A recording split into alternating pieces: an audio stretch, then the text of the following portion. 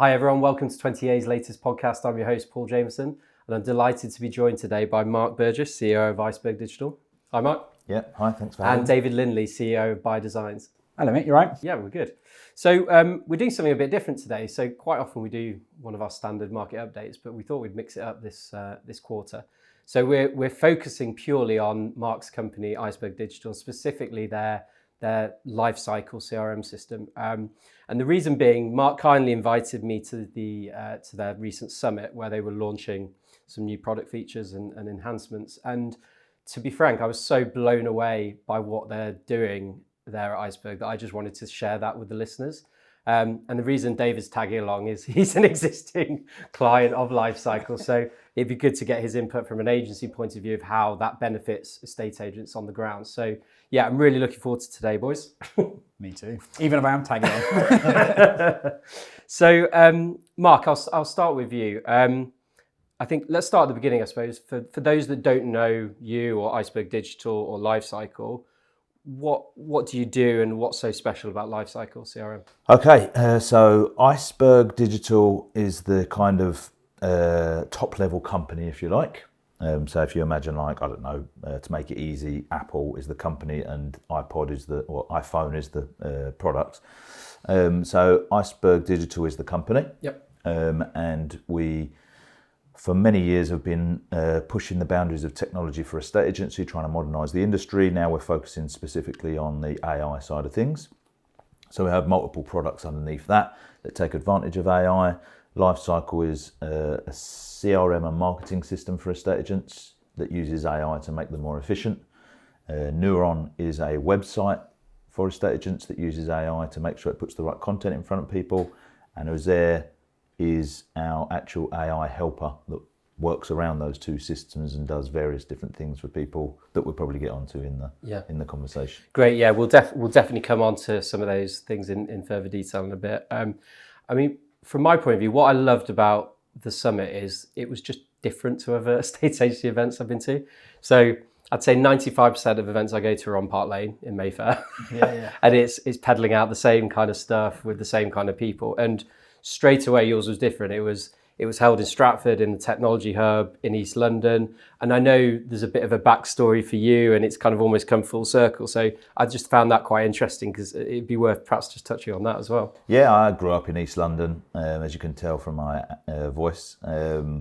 Lived and worked in Canning Town when I was an estate agent, which is Canning Town, Tower Hamlets. They're like the poorest boroughs of East London, for those that don't know.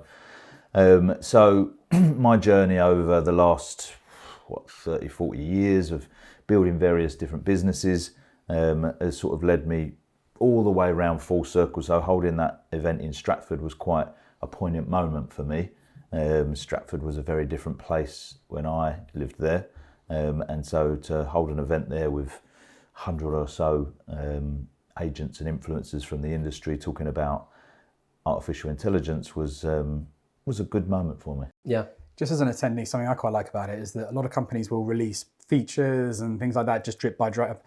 But what's nice about the Iceberg ones is it's a bit like an Apple event. So you have one keynote event where everything's announced. And even if that thing isn't there that day, so Apple will unveil their new iOS 17, whatever it is, and that'll be coming out over the next few months where they'll tell you what's included, so you start to get excited about it. And I think it felt a little bit like that this was a set of announcements rather than a long drawn out conference of what to get excited about. And then even maybe taking the Apple metaphor too far, you did your Steve Jobs one more thing moment. Had to. Yeah, I think we've done, we have a part of the business called Estate Agency X, which is really sort of separated away from the rest of Iceberg. It's more about a network for agents for just learning, and we have business accelerator courses and a podcast and all of that sort of stuff.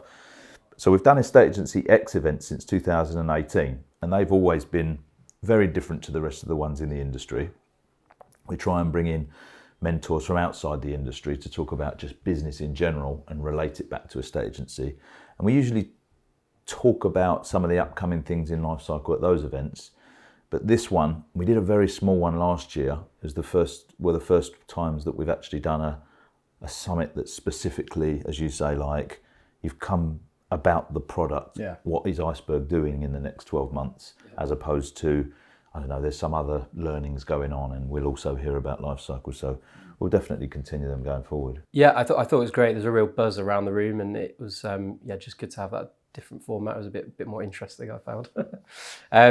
So I think, by your own admission, Iceberg have been sitting on the sidelines monitoring the CRM space, and you touched on AI, and I know that's a big part of your business, and we'll come to that again in a bit. But I'd just be interested, perhaps before we delve in, on your view of the UK CRM market or estate agency CRM market. I mean, from my point of view as a bit of an outsider looking in, but I've been in and around the industry for 15 years, I see these kind of big legacy CRM systems that have dominated really market share for years and years, and perhaps not necessarily innovated loads in that time, but have got lots of clients and customers. And actually there's a few more new kids on the block now challenging those legacy systems, which I'd put you in that bracket, and there's probably a few others. But what that's my view. What would your view be of the kind of overall shape of the CRM market at the moment?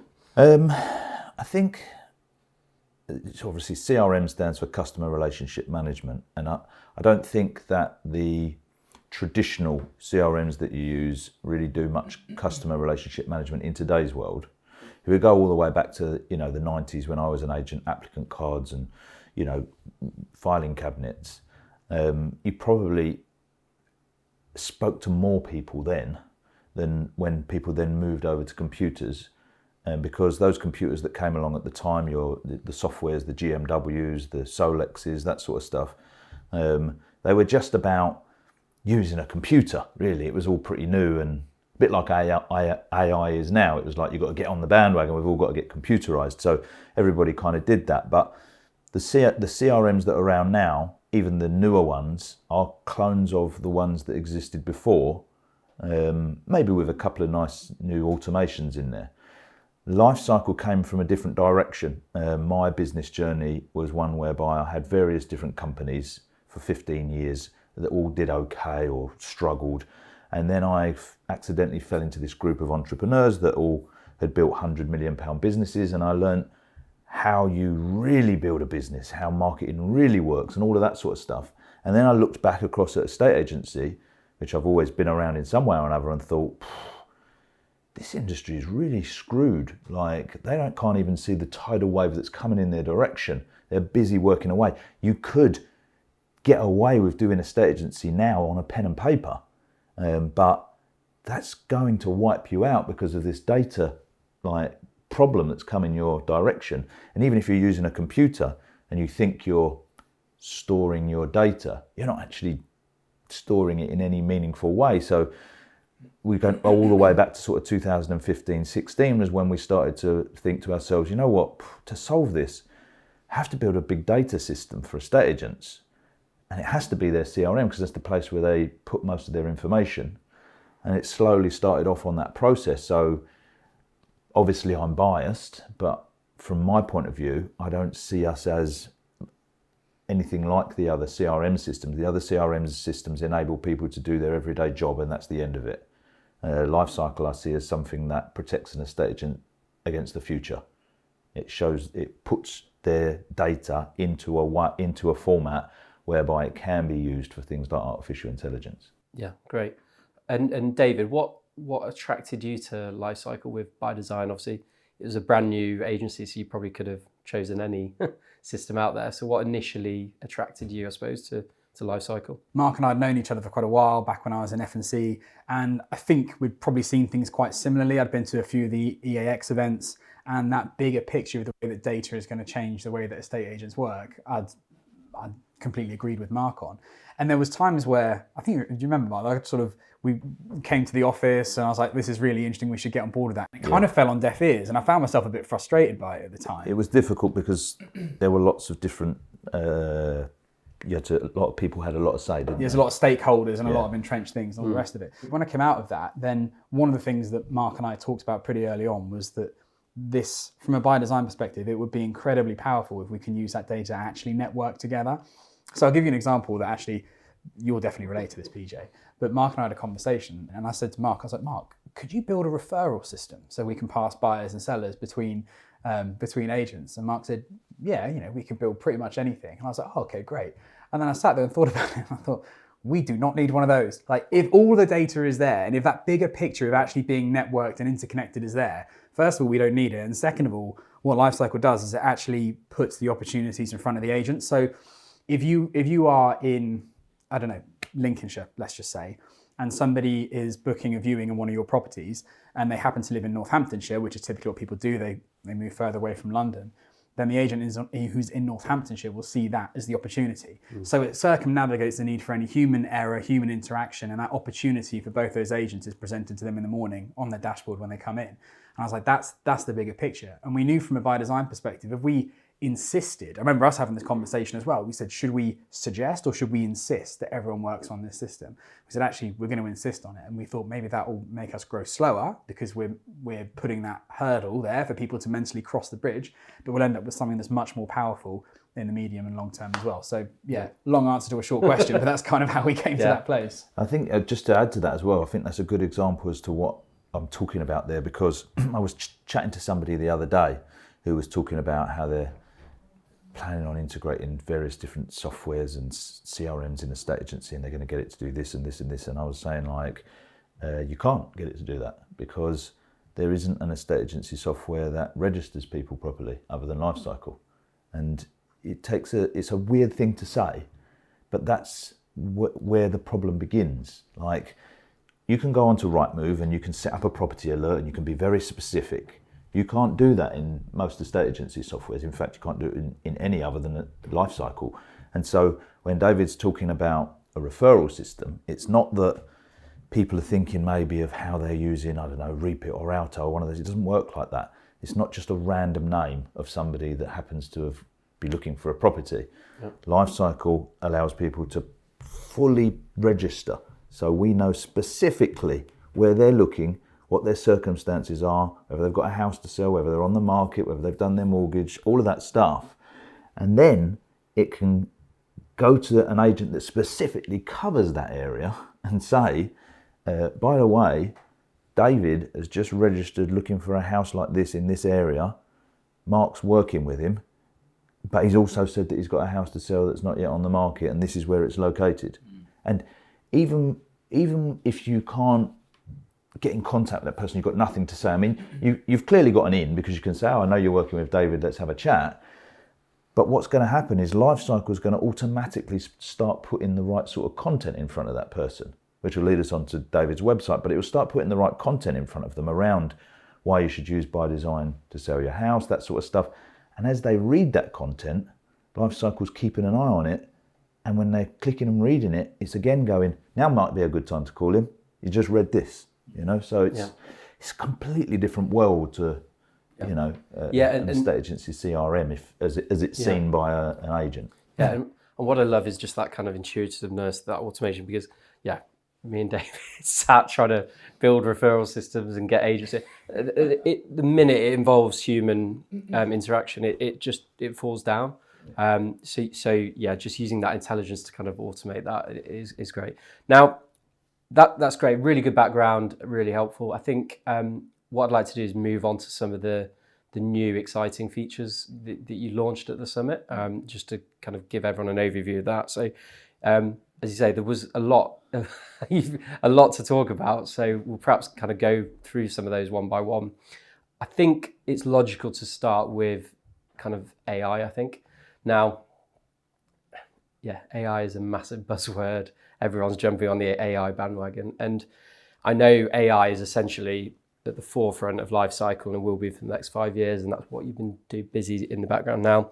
You have something called Azure 2.0, which is, you'll tell me if I'm wrong, but a kind of Microsoft approved AI assistant for estate agents. Now, do you want to just explain kind of what that does and what makes it so special?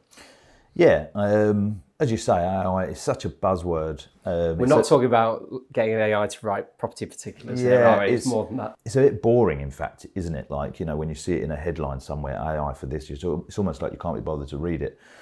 So I can understand that. But I think, as I think we spoke about when I was on your podcast, like most of the AIs that people are talking about, is essentially just ChatGPT with a mask on. Right? Mark described it as the Scooby-Doo villain. When you pull the mask off, it's just ChatGPT. It's always like the bloke who owns the house. Right? So I think where the first distinction that you have to make is that AI and ChatGPT are not the same thing. Right? ChatGPT, yes, uses AI, but what they did at OpenAI when they made ChatGPT that made things really move forward is they created a large language learning model, computer that could just understand you. And then it was quite mind-blowing because you could ask it things and it talked back to you, and people would be like, wow, this is incredible.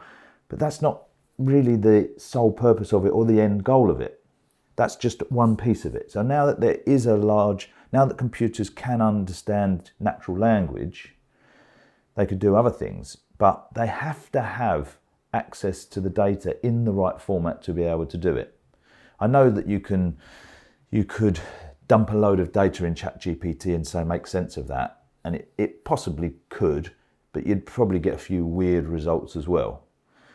So what has happened with Azair is, if we go back in time again to when we started Lifecycle, we knew that we needed to make a big data system.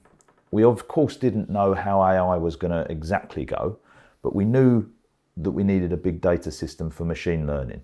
So if you imagine every part of the inside of Lifecycle, all the data is broken down into small little silos.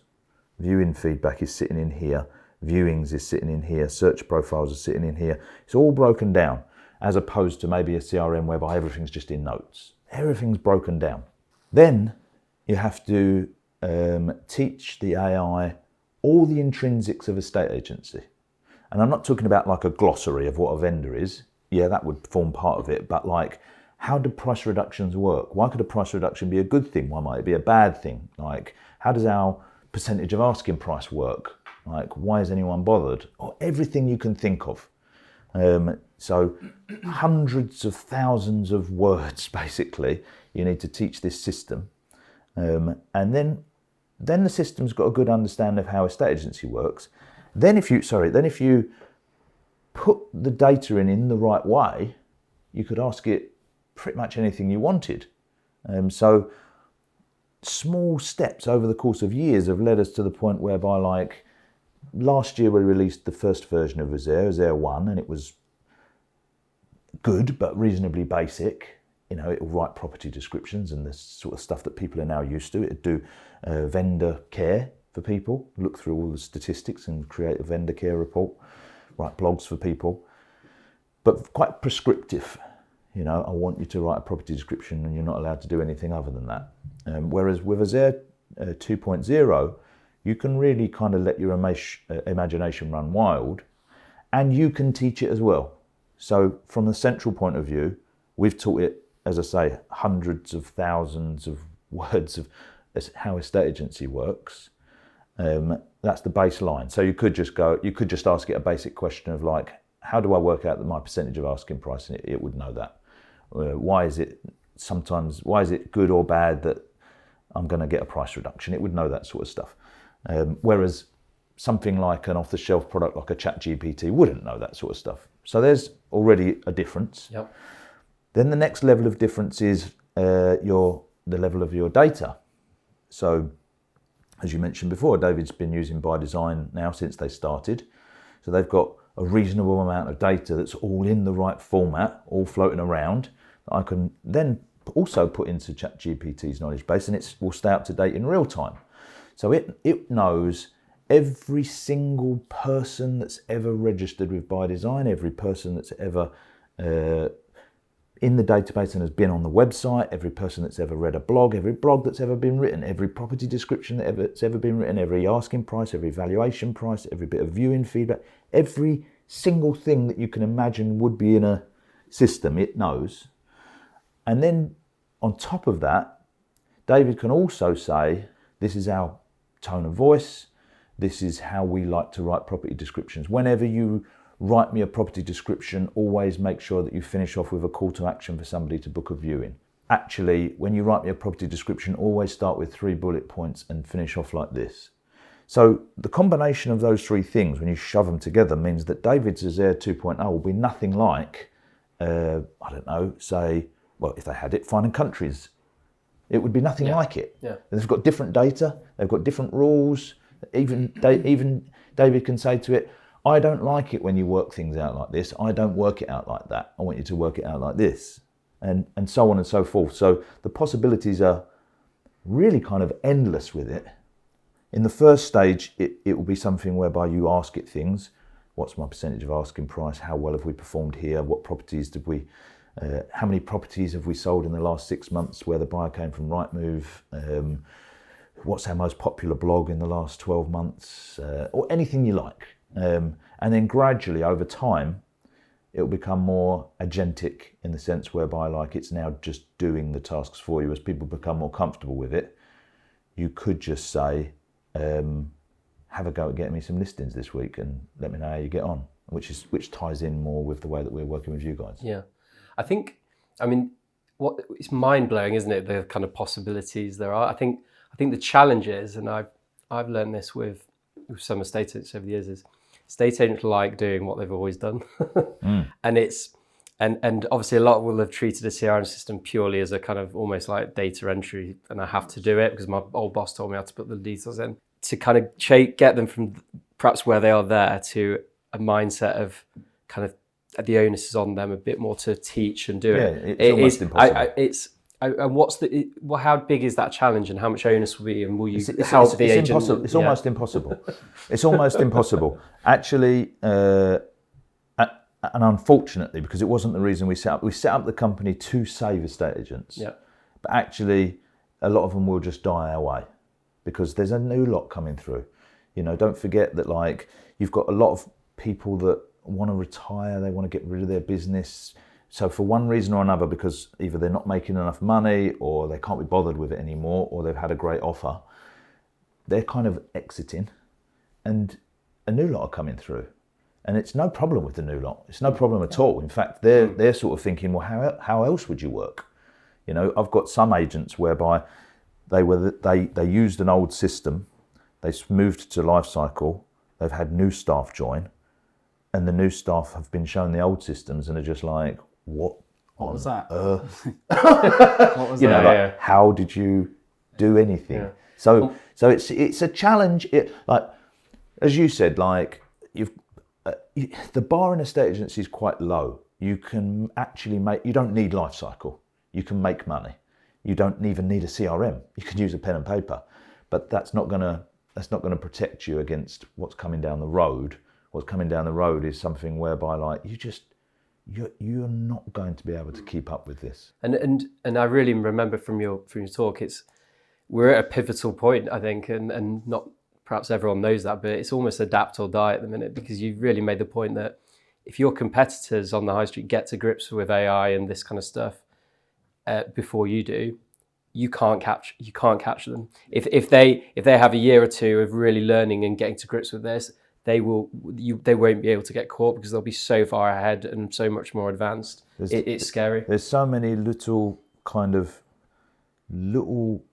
unique points around what Lifecycle does, what Neuron does, various little, almost like little base camps whereby because of all those things, because registrations are happening on autopilot in a very detailed way, because it's tracking what people are looking at, because it's tracking what vendors are looking at, because with you guys we'll be able to see what's on the market, because it knows your data, because it knows this, because as it builds,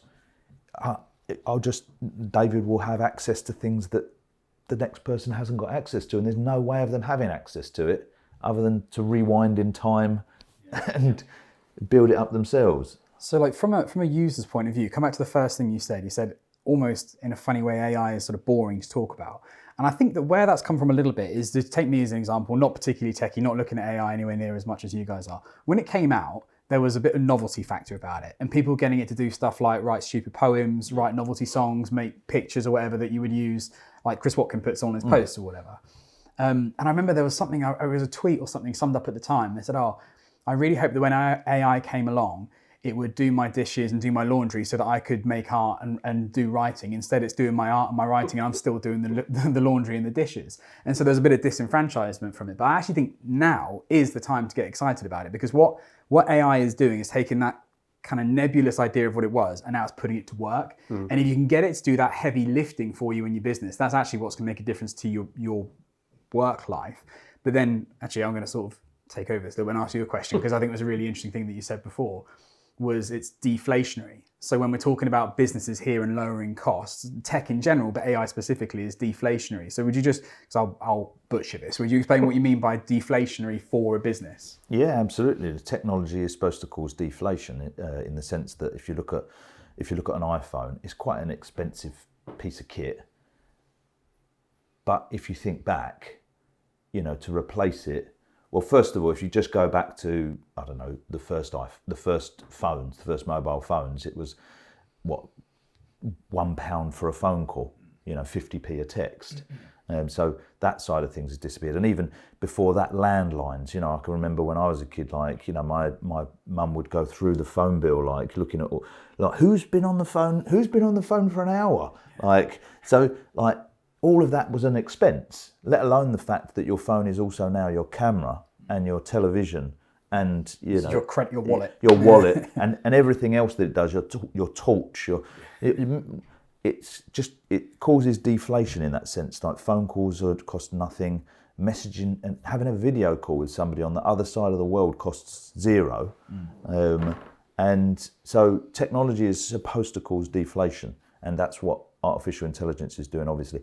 As I said, the key part for me, it's a rabbit hole, but the first bit to understand is that ChatGPT, like you said, it's a novelty thing.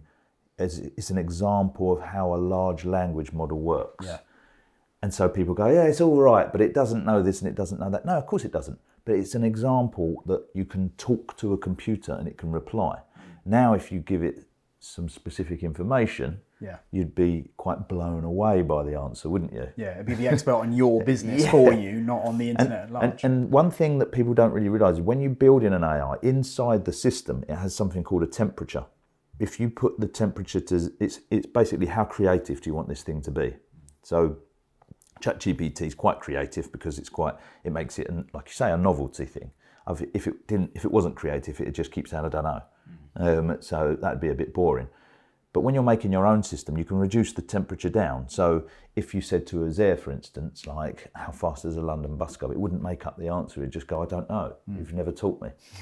So it's less it just makes up random stuff. No, it's just been trained on this set of data. Yeah. And you mentioned it earlier, Neuron. So that's the name for your kind of AI powered websites. So what I found interesting with this, you can have visitors going on your website, and I believe you've got one, have you, Dave? So yeah, that'd be good to come to you next. But if it will know that I'm a tenant or I'm a landlord or I'm a vendor, and depending on which of those I am, it will display completely different content. So my vendor, it might be why you should sell through me, or it might show you positive reviews from vendors. So that sounded quite cool to me, and I know you've got one. How do you find the website? And it actually goes kind of a level deeper than that. So the example I always give, because it's probably the most interesting, is with sellers. So if there's a customer registered in Lifecycle, then the front end of the website knows what profile that is. Is it a buyer, seller, landlord, or tenant? So let's just say it's a seller. Yeah.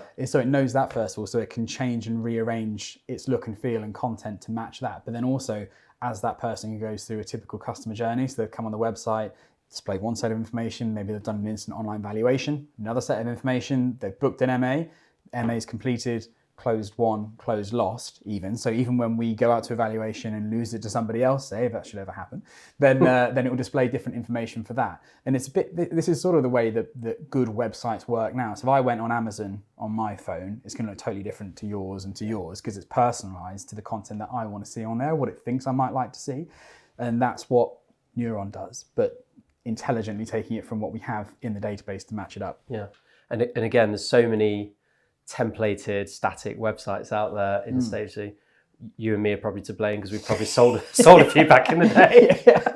But it just showed, you're at such an advantage if you've got an advanced website like that is just automatically displaying the right content at the right time. Yeah. You're at such an your advantage website- over your competitors again. Yeah, it is your shop window, and I think obviously with letting agents it's slightly different, but with predominantly sales agents, that your website is for sellers. It's just supposed to be a catalogue or a presentation or argumentation why they should choose you over somebody else. The buyers are typically going to go on the portals, that's fine. Really what it's geared up for is sellers, and that's why that's so important. I think like the analogy that I gave people when we first launched it was, imagine you're in your office, back in the day when people actually came in the office, and 4 people walk in. One of them is a seller who's got a house to sell that's not yet on the market.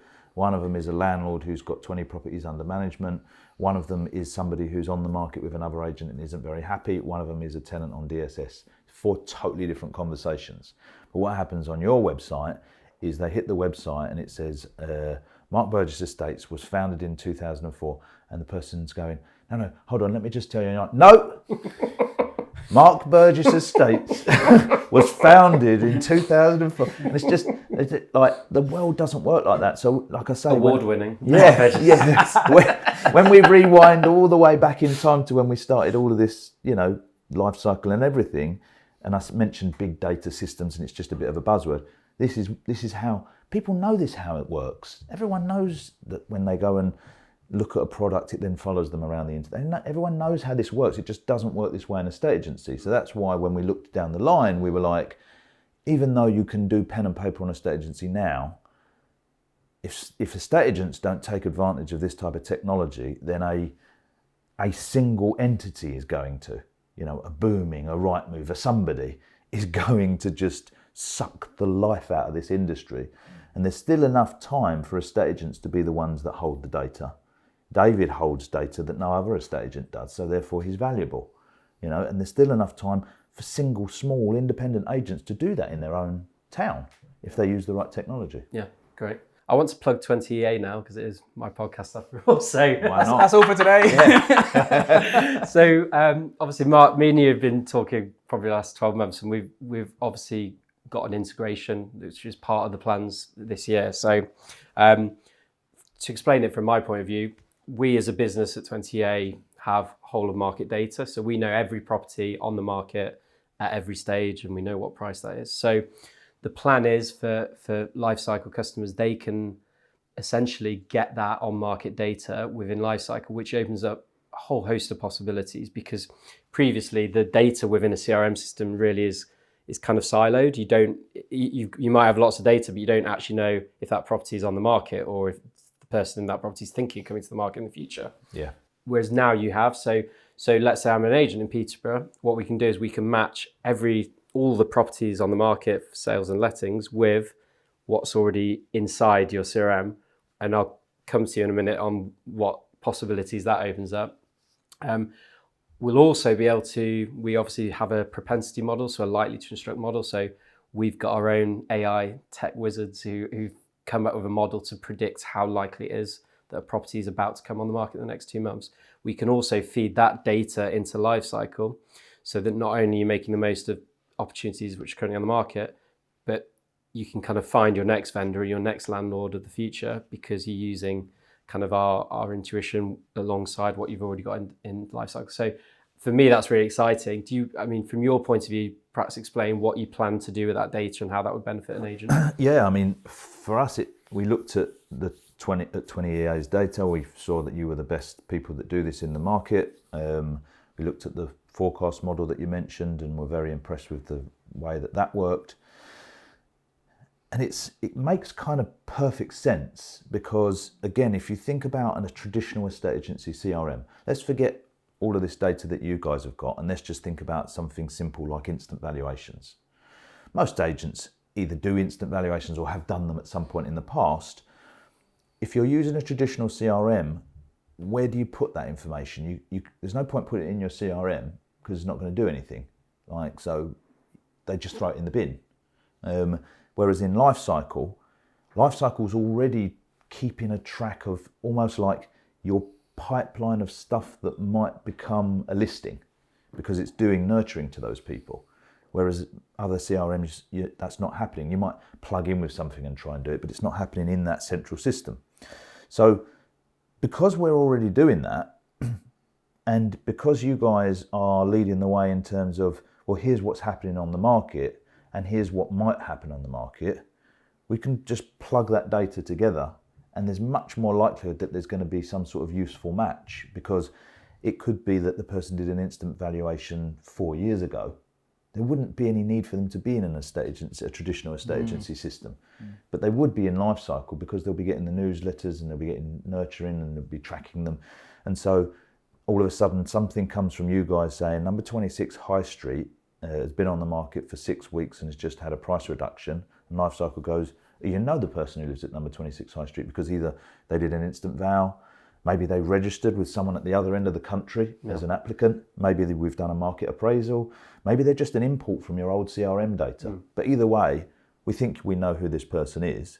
So you could now contact them with ease. But not only that, because of what we were just talking about with Uzair 2.0, Uzair 2 will know all of the reasons as to why that person should list with you. It knows what you've sold nearby. It knows who you've got registered that might be interested. Pinpoint. It knows which one of those registered buyers have got their mortgage sorted. So it will construct something very convincing in an instant as to the conversation that you could have with that person. And it can even just send the email for you if you want, or you just press the buttons and send the email. If we don't know who the person is and you do decide that you want to do the traditional kind of, I want to send a letter, we personally are not doing letters en masse, but if you specifically wanted to target a house, you could still get Uzair to write it, paste it into Word and deliver it to them if you wanted to. So it's quite an exciting time for a lot of our agents, in the sense that they can keep track of what's going on the market. Obviously, they can keep better track of their own valuations as well, because you'll be able to update their statuses. They may have given up on something 6 months ago and not realised that it's just hit the market. Or they might still have something with the status of long-term prospect actually is on the market with somebody else. And so when the status is changed and stay up to date in Lifecycle, has a knock-on effect to everything. It has a knock-on effect to the nurture journeys that they're on, has a knock-on effect to what the staff notifications are coming to the staff, has a knock-on effect to what they see when they hit the Neuron website to make sure that it's relevant.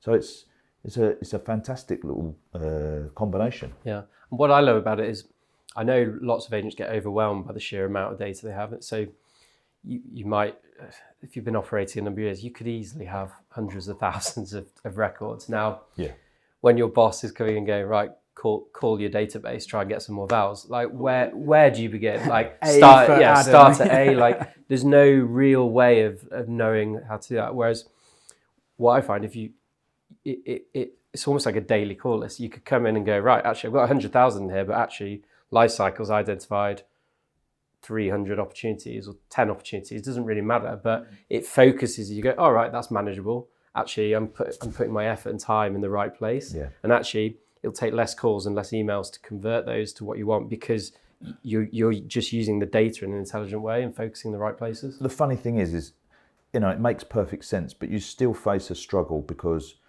it's not something an estate agent's used to doing. They're like, oh, what? I mean, the conversation usually starts like this. An estate agent doesn't want the computer's help. That's what their staff do. They call everybody every day. And it's like, but you've got 10,000 people in your database. How do you call everyone every day? We do. Right, okay. And then later in the conversation, when you give them 250 opportunities, they go, we can't call all those people. You're like, I thought you make 10,000 calls a day. Actually, like, Lifecycle already gives them as opportunities, but this will help, like you say, it will help them focus it down, because they can go, okay, there's 300 opportunities, potential opportunities here, but like, who out of this list of people that's been on my website reading content is also on the market with another agent for more than 6 weeks? These ones. I think I might start here. Yeah. Do you see that as a big benefit, David? This is when we're talking about tech doing heavy lifting. It's not just sort of content creation. It's telling you where to look and what to do. That imagine a human trying to sift through all of that information and make sense of it. Like it will almost be a never-ending job that would never happen. But because that's what a computer can do. Obviously, the computer can't have that conversation with the client. Yeah, and even then, I'm not sure. But it can't do that. But it can present those opportunities. Say, here is all these things that align. They're in your database. Got a property in your locality. propensity to sell, here's the information, go and make the call.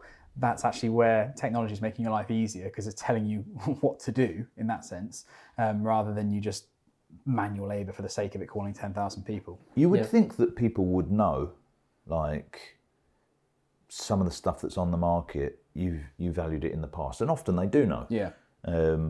But you'd be surprised how often they don't know.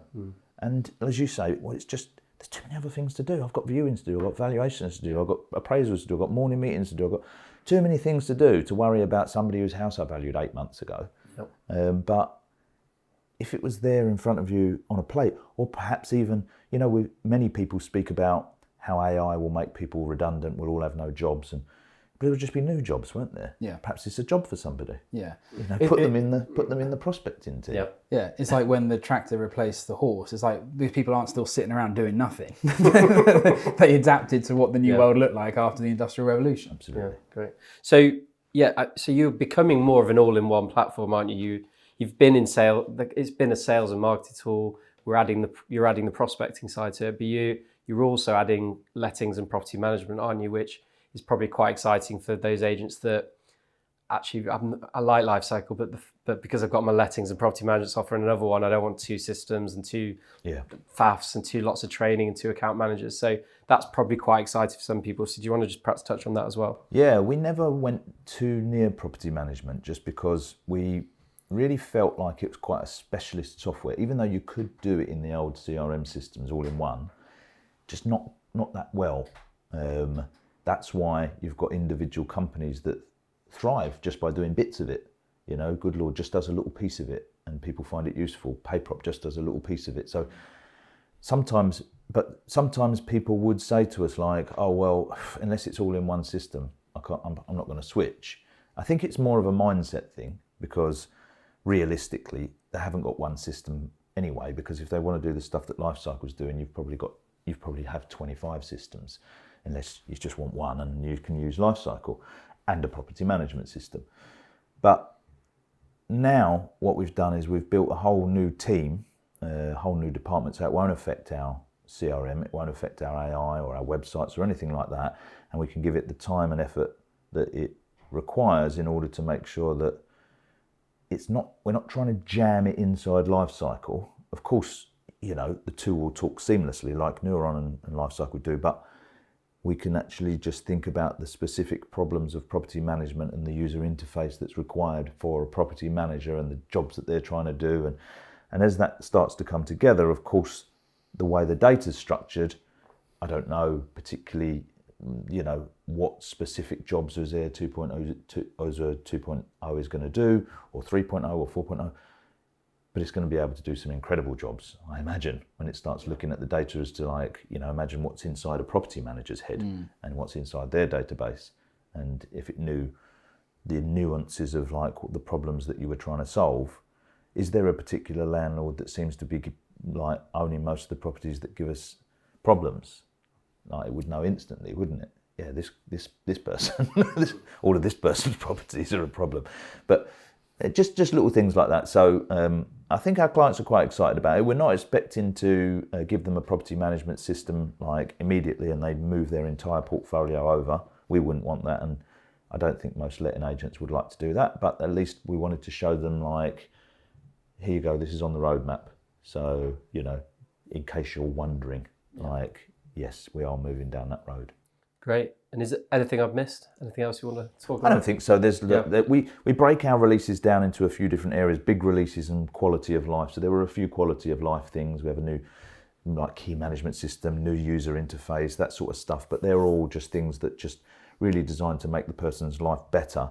Our 3 key if someone said, what's the 3 key selling points of Lifecycle now, or Iceberg even as a company, AI prospecting that wins you valuations, AI marketing that wins you instructions, and AI CRM that makes your life more efficient.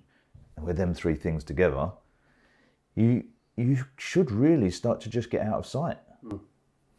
Well, I'm stealing this from Ian Macbeth from Avocado, who I know is one of your clients, but I saw him post on LinkedIn after the summit, and he's saying you're kind of more than everyone else is a CRM system. You're a CRAM system, a CRAM system, which customer relationship AI management. And I think the next 5 years, what the estate agency market looks like in 2030, which isn't far away, we probably can't even envisage it now. So I think what's really important for estate agents is to choose a partner that probably understands AI a lot better than you ever will, and you go on that journey with them. And I think from what I've seen and have had the pleasure of kind of partnering and looking at some of this stuff, I think you're at the forefront of that. So yes, it's really exciting to see it. And if there's anybody watching this, some people do, I think, and who wants to take a look at Lifesycle, how do they reach out to you? Yeah, I'm on the social media platforms. Facebook or LinkedIn's probably where you're most likely to get me, or just go on our website and you can book a demo straight through there.